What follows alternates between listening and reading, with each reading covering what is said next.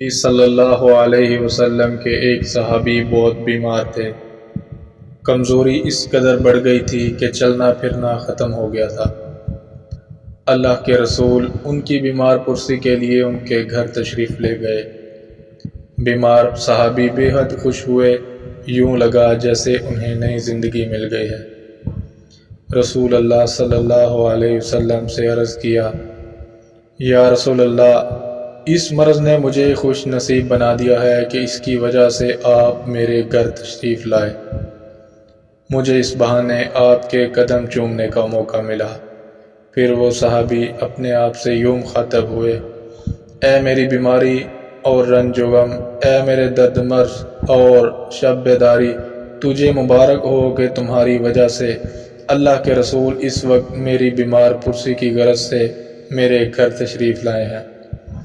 رسول اللہ صلی اللہ علیہ وسلم بیمار پرسی سے فارغ ہوئے تو ارشاد فرمایا، تمہیں کچھ یاد ہے کہ تم اپنے بیمار پڑنے سے قبل صحت و تندرستی کے دوران کوئی نامناسب دعا مانگی ہو؟ اللہ کے رسول کے صحابی نے عرض کیا، مجھے اس وقت ایسا تو کچھ یاد نہیں آ رہا۔ تھوڑی دیر کے بعد رسول اللہ صلی اللہ علیہ وسلم کی موجودگی کی برکت سے ان کو وہ دعا یاد آ گئی۔ صحابی رسول نے عرض کیا، اے اللہ کے نبی، مجھے یاد آ گیا، میں نے اپنے اعمال کی کوتاہی اور اپنی غلطیوں کی وجہ سے یہ دعا مانگی تھی کہ اے میرے پروردگار، جو سزا میرے بد اعمال کی مجھے آخرت میں ملنی ہے وہ مجھے اس دنیا میں دے دے۔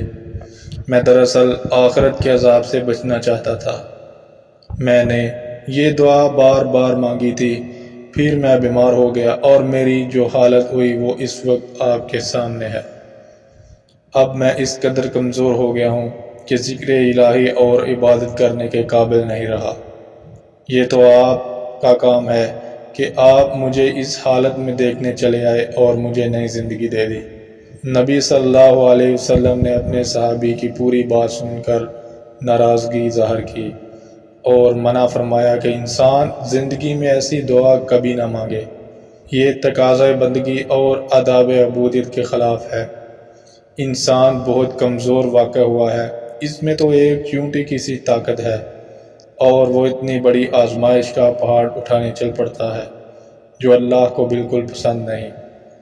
نبی صلی اللہ علیہ وسلم کے صحابی شرمندہ ہوئے اور عرض کیا، اے اللہ کے پیارے رسول، میں 1000 بار توبہ کرتا ہوں اور آئندہ کبھی بھول کر بھی ایسی دعا نہ کروں گا۔ آپ سے میری درخواست ہے کہ میری رہنمائی فرمائیے۔